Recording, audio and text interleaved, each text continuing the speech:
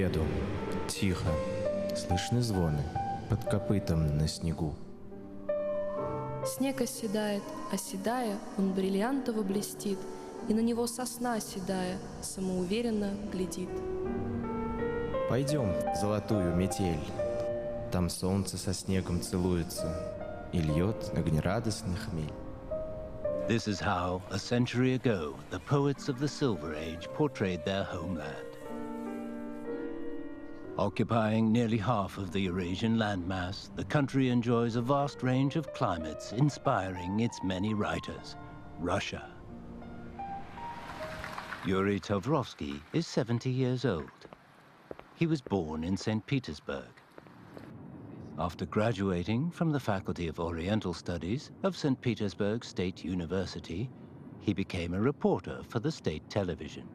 He visited China many times, producing many programs, and becoming an expert of the history of the Silk Road.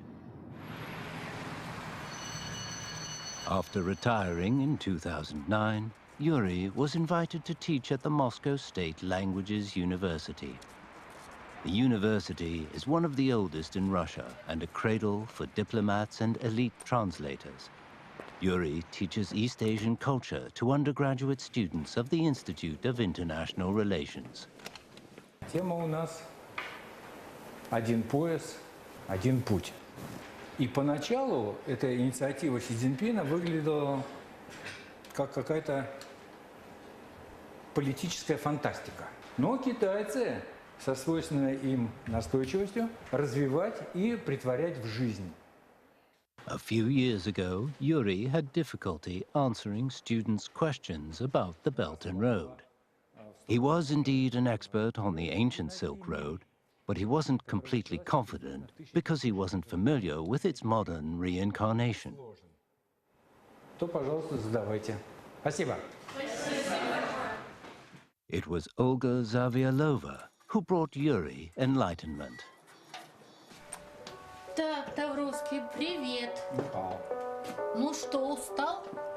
Olga was Yuri's classmate at university. 4 years ago, she suggested he go to China again, revisit the Silk Road, and see the modern China. Ганьсу, Да. Сянь, Хэси Цзоулан, Алашаньков, Хоргос. Но сейчас начинается шелковый путь не в Сиане. Since 2015, when they started their research project, Yuri and his wife have visited China 5 times. Beginning in Shanghai, he headed west, taking thousands of photos during their travel and making copious notes. Yuri returned home and began to write a book based on his research about the Belt and Road Initiative. Я, конечно, не первый исследователь, который пишет про шелковый путь, но их работы довольно давно были написаны. Поэтому у меня была мечта совместить как старину на шелковом пути, так и то, что происходит нового на шелковом пути, для того, чтобы у моих читателей было такое объемное впечатление, стереоскопическое впечатление не официальным языком, а таким языком, который понятен и приятен читателю. Уважаемые пассажиры, добро пожаловать на поезд Самсан к следующему маршруту Москва-Санкт-Петербург.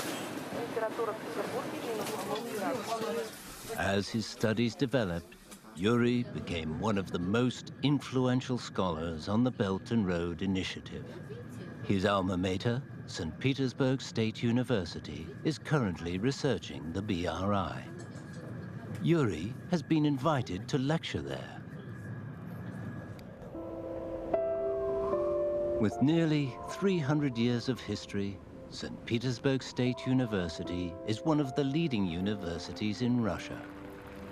Yuri's last visit was 20 years ago. It was the place where he and his wife spent some of their happiest times. After graduating from the Faculty of Oriental Studies 48 years ago, some of his classmates became diplomats or politicians. Others became scholars and writers.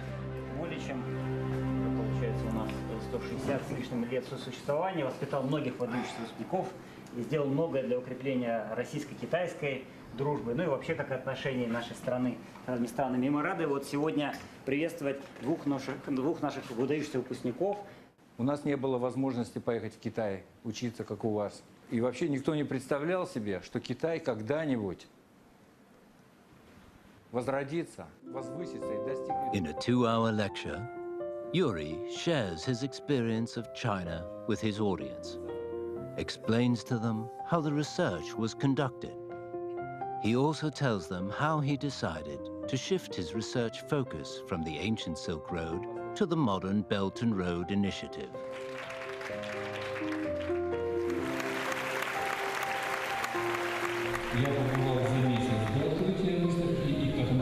In August 2017, Yuri's new book, One Belt, One Road, Traveling Westward, was published.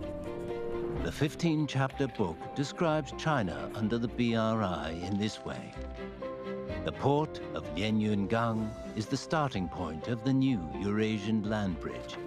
Zhengzhou in central China, the key transportation hub, and Alashankou serves as the westward gateway to Europe. The book also describes the development of China's regional economy and enterprises. It is an exciting story, well told.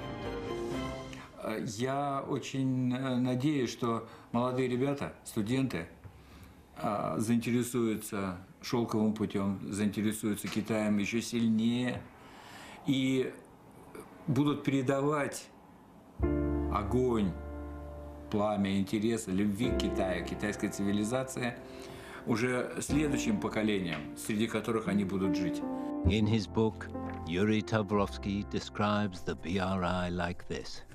Вот в это сложное, противоречивое время Китай выдвигает инициативу «Пояс и путь», которая как раз соединяет народы. В этом историческое, цивилизационное значение.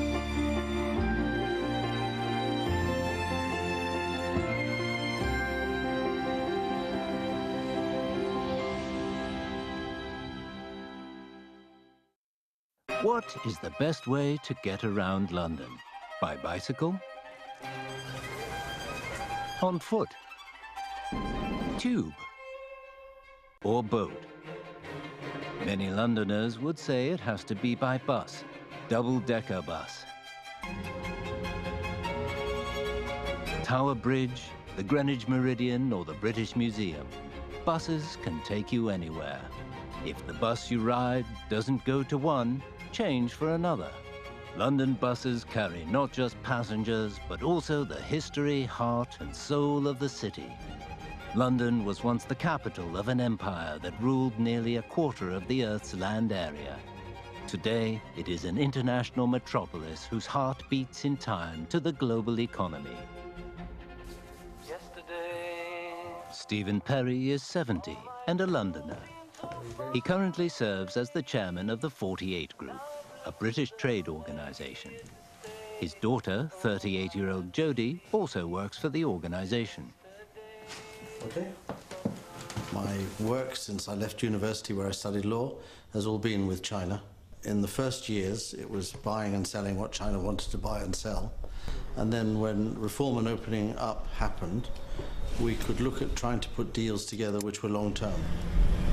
The long-established 48 Group is a platform serving both Chinese and British companies. It provides policy interpretation, information consultancy, legal assistance, and other services. Stephen is the chairman, as well as the most influential consultant to the group. At the end of March every year, Stephen and his daughter visit a cemetery in Hampstead Garden suburb in North London to pay their respects to Stephen's father, Jack.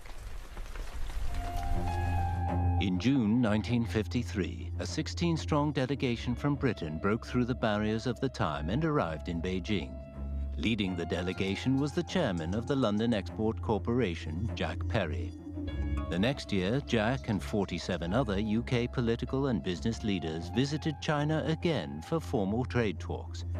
They were the icebreakers for Sino-British relations, who later became the 48 Group, a bridge for trade between the two nations ever since. Jack Perry died in 1997. In accordance with the wishes expressed in his will, his son Stephen scattered his ashes in the cemetery without raising a headstone. And even today, quite a number of people still don't approve of what we do, but I think with time, people can see that China has returned as a major nation, and my father had a lot to do with that. Not it's the Chinese people who brought the Chinese economy to return, but it was people like my father who were brave enough to stand up against a lot of opposition. After the death of his father, Stephen continued in his father's path. In 2013, when the Belt and Road Initiative was proposed, Stephen became one of the first to take an interest in and study the BRI in aspects such as policy and economics. I used to explain to people in 2013 what BRI was, to big companies. They would look at me and think I was mad. And I said, well, when you're ready, we'll talk about it some more. And now they're realizing that they can either sit back and try and protect the West behind a bamboo curtain, but then they lose half the world's markets, or they're going to work with Chinese companies to open up this whole vast area called Eurasia, rebuild the Middle East, and create an industrial revolution in Africa. And if that isn't enough for the businesses of the world for the next 100 years, I don't have any better ideas than that. In the 6 years since the launch of the BRI, China has invested heavily in the infrastructure development of countries along the route. Railways, ports, and hospitals have been built, and a large number of projects launched to benefit different peoples around the world. These have become an important part of Perry's evaluation of the BRI. China invested heavily in the infrastructure of China before it started building the urbanization, and the same is going to be true of BRI. I think we'll see a great urbanization occurring starting in about 15 or 20 years' time, once the basic infrastructure is in place. These three features, socialism with Chinese characteristics, BRI, and community of shared future, underpin everything that China is doing. And I've spent a lot of time studying those three things in order to better understand how Chinese leaders are thinking. Sometimes I get it right.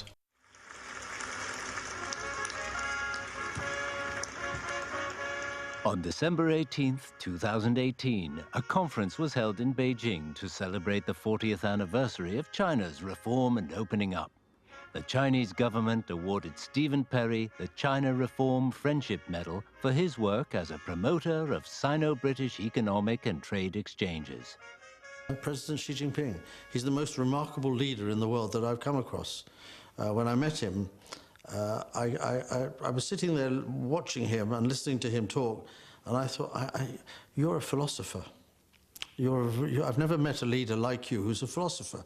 It explains it in very simple language, but it's a basic philosophy. Socialism with Chinese characteristics, BRI and community of shared future, they're philosophies. But his philosophies come from practice. Returning home from China, Stephen shared his experience of meeting President Xi at the annual meeting of the 48 Group. Later in the year, I had the incredibly good fortune to meet President Xi Jinping, and President Xi was very clear about welcoming the icebreakers and their anniversary, but also about the potential for Sino-British relations. For more than half a century, the Perry family has kept faith with the icebreaker spirit. Generations have shared the moments when the history was shaped and share the hope for a better future for the world and for the world to have a better understanding of China. This is how Perry interprets the BRI. So sharing is the essence of socialism with Chinese characteristics, and sharing is the essence of BRI.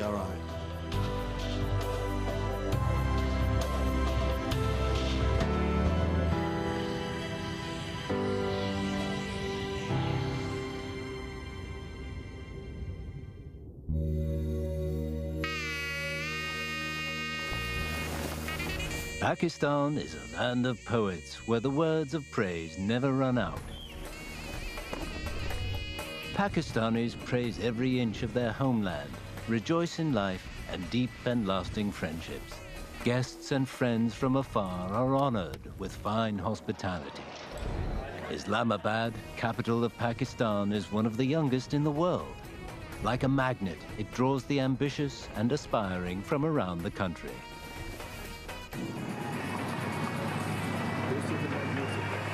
Zamir Ahmed Awan, 57, is a sinology professor at the National University of Sciences and Technology, or NUST.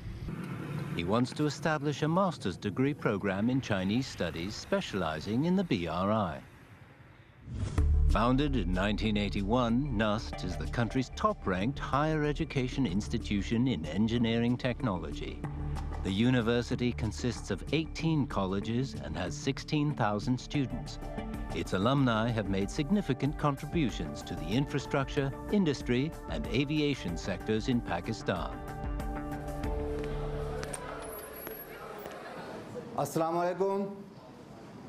Let's start the class for today. How China has developed so rapidly. Today, Zamir is delivering a lecture on China's development experience. Before the start of the master's degree program, he's acquainting his undergraduate students with the BRI. 主要目的呢，培养巴基斯坦的年轻人呢，对“一带一路”做一定的贡献。我们的传统友谊、铁哥们的关系呢，转给我们的下一代。 Zamir's zeal to cultivate the next generation comes from his past experience. 40 years ago, the 18-year-old Zamir passed a selection exam and went to study machine engineering at Shanghai University. 从1980年到1987年，我在中国，那个时候呢，物质生活比较差一点，感情方面呢，非常非常好的。老师呢，看成我们的自己的儿女。他感觉到我衣服破了，我身边不是父母也不在，那谁补给我衣服呢？忘了是他说，我就分给这个衣服。那个时候还是用粮票、肉票、布票、邮票排队买东西。那个时候呢，巴基斯坦的 GDP 比中国高一点了。但是呢，现在呢，我觉得是中国呢比巴基斯坦发展的呢50年前进。 In 2013, the China-Pakistan Economic Corridor, or CPEC project, was officially announced. A key project of the BRI, the CPEC covers a wide range of cooperation in the fields of transportation, energy, and industrial development. Since then, China has been Pakistan's biggest investor, creating over 75,000 local jobs. When the CPEC project was proposed, 51-year-old Zamir served as a counselor at the Pakistani embassy in China, in charge of exchanges in science, technology, and higher education. During his term, Zamir organized more than 100 student placements in China. He returned to Pakistan in 2016 and his post as a professor at NUST. He was the one promoting this cultural exchange, and he was the one who convinced us to go there. I went to China 2 times, and the first time we went there, he took us to Shanghai, Beijing, Hangzhou, and so many other cities. I don't even remember the names of other cities. Over the last 2 years, Zamir has gone to a local radio station every month to act as an expert commentator. He is keen to counter the negative reports on the BRI.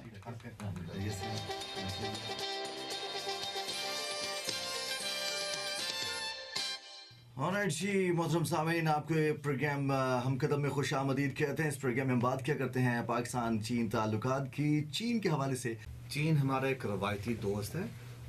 1950 के शुरू ही से दाए के शुरू ही से हमारे चीन के साथ 回来巴基斯坦，我发现媒体里边呢有很多负面的东西比较多一点。我一看到负面的东西呢，觉得心里很难过，想去对付他。 他写一篇文章负方面的，我写2篇文章正方面的。 What Zamir wants most of all is to help students participate in the BRI. Today he is going to the Sahiwal coal power plant 500 kilometers away from the capital to seek out internships and jobs for his future students. 好，一帆教授，欢迎您来三一万。孙总你好，你好，你好。这一路辛苦啊，路上很顺利吧？顺利，很顺利。好，今天我陪着你参观一下电厂，另外你的很多学生啊都在机工室等着你呢。啊，好的，好的，好的，谢谢，谢谢。Construction of the Sahiwal coal power plant started in 2015 and was finished in 22 months. It was the first of its type under the CPEC. 99.9% of what is discharged from the 185-meter-high cooling towers is water vapor. It generates 9 billion kilowatts of electricity every year, filling a quarter of the power gap in Pakistan. Professor Wan. He's from NAST. This is Zamir's first visit to the project. Accompanied by the plant's general manager, Zamir tours almost all work sections, from the central control room to the laboratories. In each section, he asks about internships for his students. 其实我们利用这个机会，多派一些NAST 学生，他们可以学到现代化的一个知识跟技术。宋总呢很客气，很关心，他提供给他们住宿、伙食都是解决这些问题。那这样呢，帮助非常非常大。With the internship program arranged, Zamir is almost ready to start enrollment of his new students. In September this year, the master's program will begin, and more young people will be drawn to the BRI. In his syllabus, Zamir uses the following words to describe the BRI. 集中我们的精力，发展我们的国民经济。我们向中国学习，“一带一路”这对我们来说是一个理想发展的一个模式。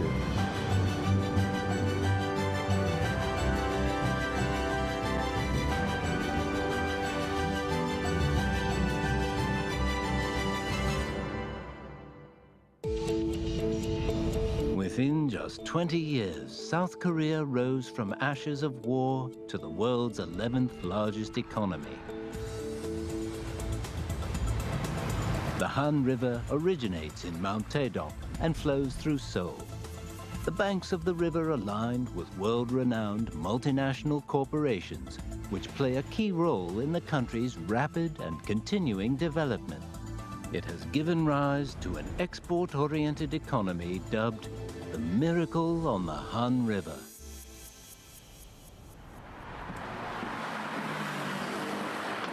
"56-year-old Choi Jae-chon is a lawyer. He was born in the southwest of the country.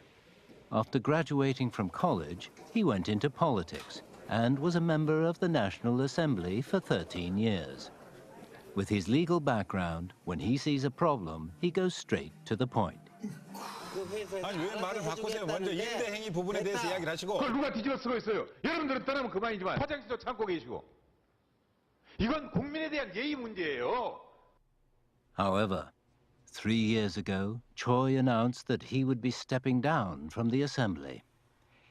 Instead, he wanted to establish a think tank on the BRI. The decision was made out of concern for the South Korean economy over recent years. 한국에서는 새해를 맞이하면 학계에서 올해의 사자성어를 정하는 그런 관례가 있습니다. 올해의 사자성어는 임중도원입니다. The 4 character expressions assigned to each of the past 3 years have all expressed popular discontent. Due to the political unrest and the high debt ratio of consortia, in 2018, growth in the South Korean economy hit a new low. Choi Jae-chon sees the Belt and Road Initiative as a lifebelt in troubled times.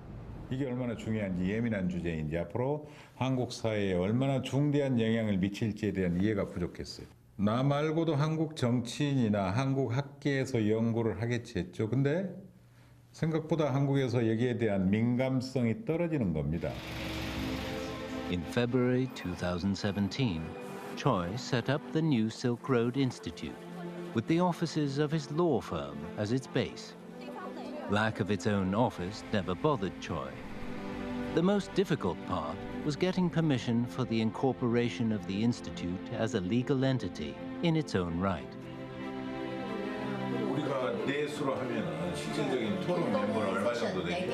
71년에서 한 75년생 중에 신진학자로 찾는 게 나을 것 같아요, 우리도. According to South Korean law, the institute can only hold internal seminars before its application is approved. This burgeoning think tank is composed of young scholars from the United States, Turkey, Mongolia, and other countries. They are all, like Choi, passionate about the BRI. In the past few years, obstacles Choi Jae-chun encountered were far more than mere formalities. 책도 내고 싶었고 안내서도 내고 싶었고 중국과 공동으로 MBA도 하고 싶었고 연구소를 좀 더 확장시키고 싶었고 재정적인 문제도 좀 더 보강하고 싶었습니다. 하지만 이런 시대적 한계, 그다음에 이해 부족 이런 것들이 제가 제대로 된 연구소를 꾸리는 데 많은 어려움이 있었습니다만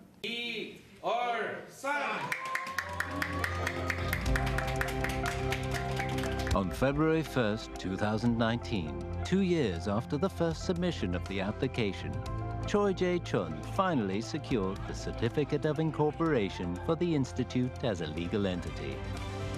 As the Institute's General Secretary, Choi immediately started to organize a youth forum on the Belt and Road Initiative.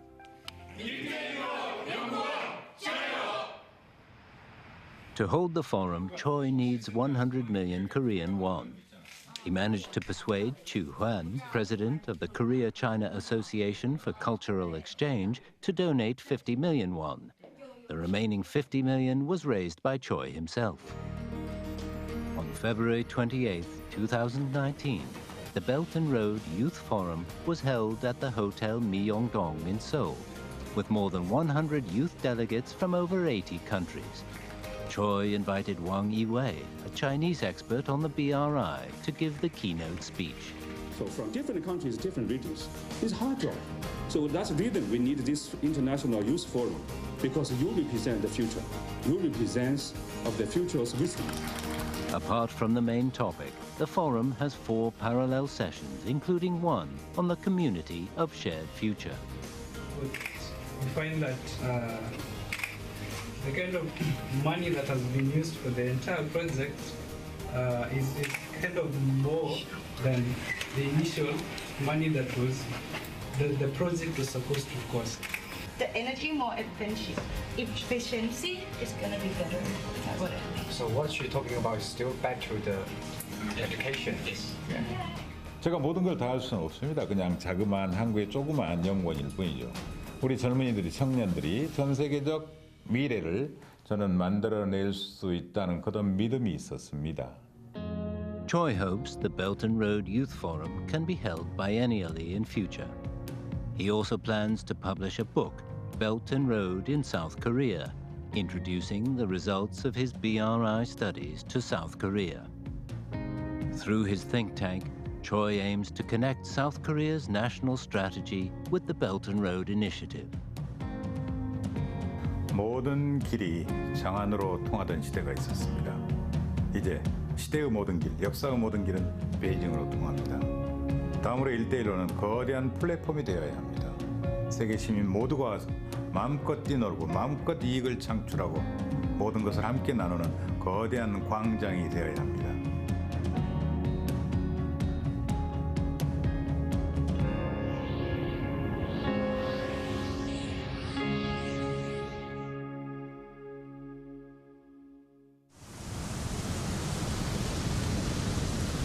Situated at the southernmost tip of the great African continent, the Republic of South Africa occupies an area of over 1.2 million square kilometers.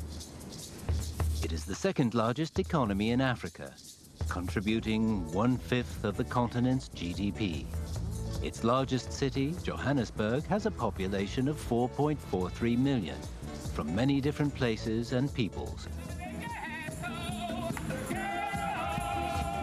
Rising from the gold mines, the city is the economic hub, as prosperous as many European or American cities. My name is Dr. David Mnyai.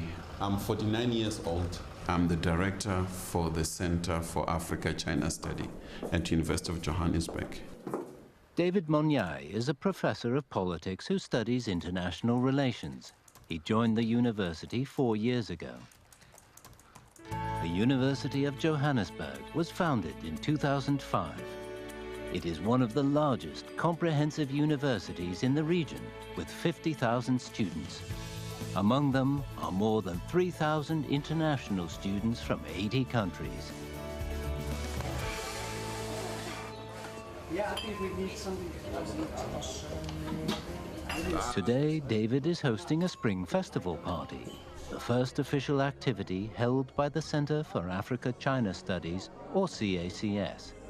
More than 50 experts, scholars, and elites of politics and trade have been invited to celebrate the successful establishment of the CACS.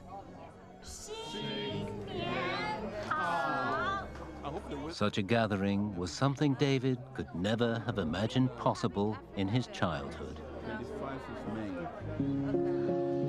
David was born in Soweto, a township about 20 kilometers from Johannesburg. Soweto is known in South African history as a seat of resistance to the old apartheid regime and a long-time residence of the leader of the struggle, Nelson Mandela. When David was a child, his uncle was a strong supporter of Mandela and the anti-apartheid movement.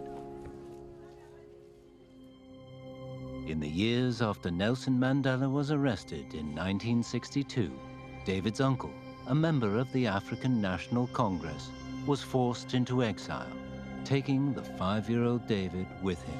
My experience outside the country was quite difficult. I stayed in Mozambique, I stayed in Zimbabwe. We've seen other people attacked, some died, some injured, and I've seen a lot of suffering. In 1990, Mandela was released from prison at the age of 72. The same year, 20-year-old David returned to his homeland and entered university.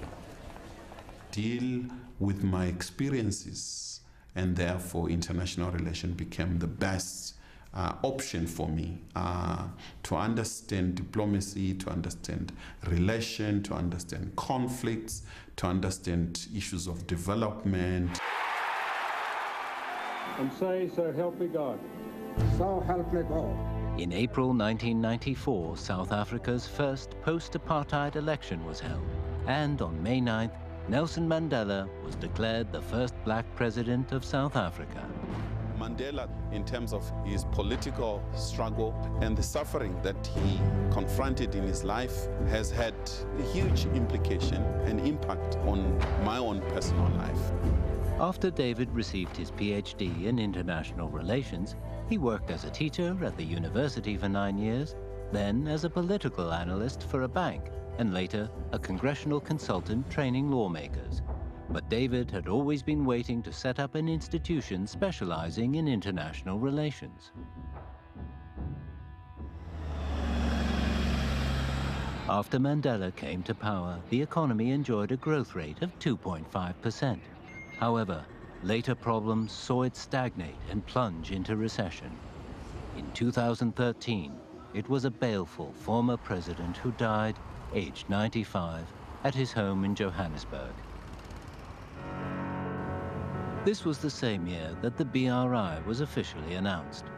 Over the following years, David saw Chinese-South African cooperation starting to bring benefits.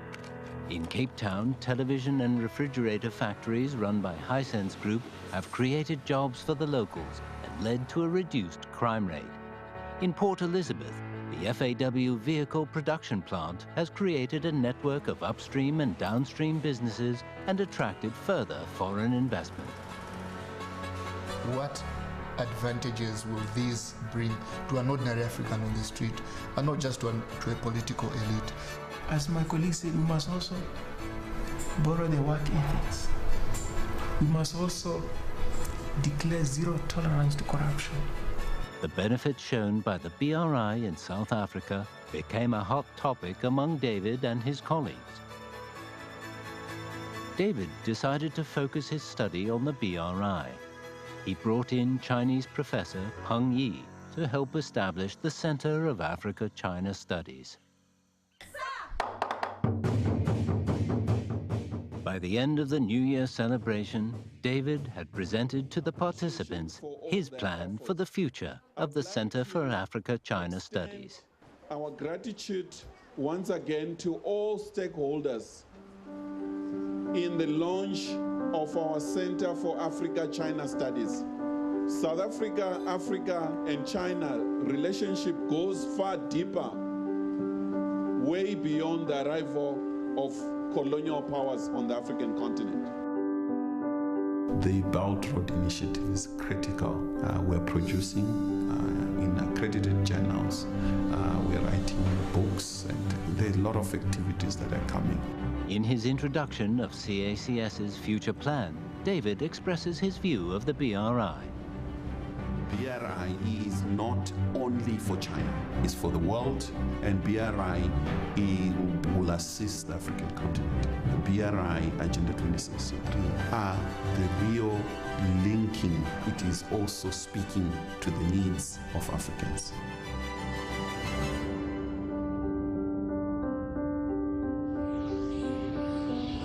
The BRI is a new trend, I can say it is a new regional cooperation format that all countries can participate. I think it's a good initiative which can promote trade by increasing the connectivity between countries.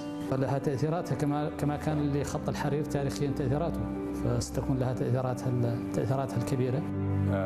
I think this is an excellent maybe international supply and value chain which connect people, which connect economies, which offers opportunities for investment, trade, so on and so forth. Para que los pueblos desde el conocimiento mutuo, desde el respeto mutuo, tengamos esos intercambios desde el diálogo, desde la diversidad, desde el respeto, la cultura de paz. And so all of that kind of connectedness brings the world closer together. Это еще раз подчеркивает ответственный путь, который был выбран Пекином в международных отношениях. China is leading, but with leadership always comes responsibility. And this responsibility is going beyond the national borders.